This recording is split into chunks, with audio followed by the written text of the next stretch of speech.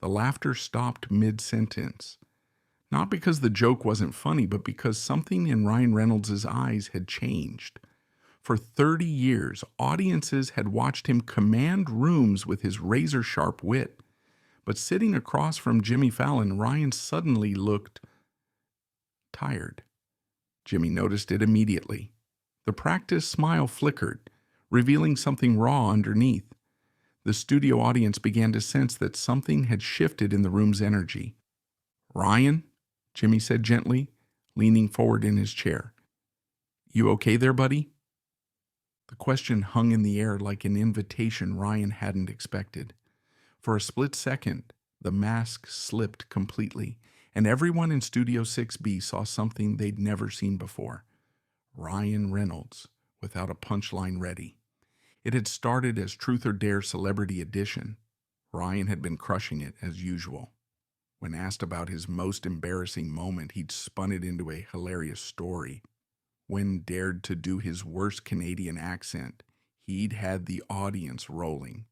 But then Jimmy drew the card that changed everything.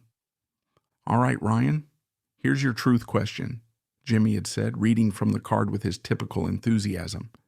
"What's the one thing you wish people knew about the real you that they don't see on screen?" It was meant to be a softball question, the kind that celebrities could answer with a charming anecdote or a humble brag about their charity work. But something about the phrasing, "the real you," hit Ryan like a physical blow.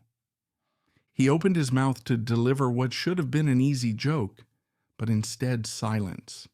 The studio audience waited, Jimmy waited, and Ryan Reynolds, the man who had never met a moment he couldn't make funny, just sat there. Ryan started, then stopped. He ran a hand through his hair, a gesture so uncharacteristically uncertain that it sent ripples of concern through the audience. Can I be honest for a second?" Jimmy's expression immediately shifted from entertainer to friend. "Of course, man, always." Ryan looked out at the audience, then back at Jimmy, then down at his hands. When he spoke again, his voice was quieter, stripped of the performative energy that usually defined him. "I don't think I know how to not be funny," he said simply, "like I literally don't know who I am when I'm not making jokes." The confession hung in the air like smoke. The audience, unsure whether this was part of some elaborate bit, remained silent. But Jimmy, who had interviewed thousands of celebrities and could spot authentic vulnerability from miles away, immediately understood that this was real. "What do you mean?" Jimmy asked softly. Ryan laughed, but it wasn't his usual laugh. It was hollow, almost bitter. "I mean, when was the last time you saw me have a serious conversation? When was the last time anyone did? I've been doing interviews for 20 years, and I don't think I've ever just talked without the armor." He gestured vaguely at himself. "This whole thing, the jokes, the sarcasm, the constant deflection, it's not me being charming. It's me being terrified." The word terrified seemed to surprise even Ryan himself. He looked at Jimmy with something approaching shock, as if he couldn't believe he'd just said it out loud. "Terrified of what?" Jimmy asked, his voice barely above a whisper. "Of being boring," Ryan said immediately. "Of being disappointing. Of people realizing that underneath all the jokes, I'm just some guy from Vancouver who has no idea what he's doing most of the time." The studio was completely silent now. Not the expectant silence of an audience waiting for a punchline, but the heavy silence of people witnessing something they weren't sure they were supposed to see. Jimmy made a decision that would define this moment. He stood up from his desk, walked around it, and sat down in the guest chair next to Ryan. Not as a host conducting an interview, but as one person sitting with another. "Can I tell you something?" Jimmy said. "I've been doing this job for 15 years. Every single one of my guests at some point has worried about being boring, about not being enough." Ryan looked at him skeptically. "Even you?" "Especially me," Jimmy said. Do you know how many nights I lie awake wondering if people are just laughing because they're supposed to? But Ryan gestured at the set around them. You're Jimmy Fallon. You're naturally funny. You're genuinely likable. Jimmy shook his head. Man, that's the thing about performance anxiety. It doesn't care how successful you are. It doesn't care how many people love what you do. It just keeps whispering that you're about to be found out. Something in Ryan's posture shifted slightly. The defensive hunch in his shoulders eased just a fraction. Is that what this is? Ryan asked. Performance anxiety? I think so, Jimmy said gently. I think you've been performing for so long that you've forgotten it's okay to just be without the jokes, without the deflection. Ryan was quiet for a long moment. The cameras continued rolling, but everyone in the studio seemed to understand that they were witnessing something unprecedented. Ryan Reynolds without his comedic defenses. Blake knows, Ryan said suddenly. She's the only person who's ever seen me without all this. He gestured at himself. And sometimes I wonder what she sees when I'm just Ryan. What does she say? Jimmy asked. Ryan smiled genuinely. She says I'm more interesting when I stop trying so hard, but the jokes are my safety net.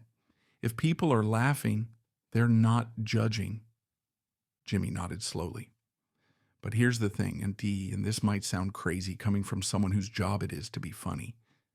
Sometimes the most powerful thing you can do is not be funny. Sometimes being real is more important than being entertaining. The audience began to murmur quietly among themselves. Some were wiping their eyes. Others were nodding in recognition. Everyone seemed to understand that they were witnessing something rare and precious. I started doing comedy because I was shy. Ryan continued, his voice growing steadier, like painfully shy. Making people laugh was the only way I could get attention without feeling exposed. And somewhere along the way, it just became everything. My identity, my career, my relationships. I don't know how to turn it off. Maybe you don't have to turn it off, Jimmy suggested. Maybe you just need to find the volume control. Ryan looked at him curiously. I mean, humor is part of who you are. It's not fake. It's one aspect of you. But maybe it doesn't have to be the only aspect people see. Jimmy paused, looking out at the audience, then back at Ryan. Can I try something? And you can say no if you want. Okay. I want to ask you a question, and I want you to answer it without making a single joke. No deflection, no sarcasm, just Ryan. Ryan's eyes widened slightly. That sounds terrifying. I know, but just try. What's something you're genuinely proud of that has nothing to do with your career? Ryan opened his mouth, and Jimmy could practically see the joke forming. The setup was right there. Something about being proud of his ability to eat an entire pizza or his skill at losing socks in the dryer. But then he stopped himself. Ryan took a breath. I'm proud of how I love my daughters, not in a performative way, not for cameras or interviews.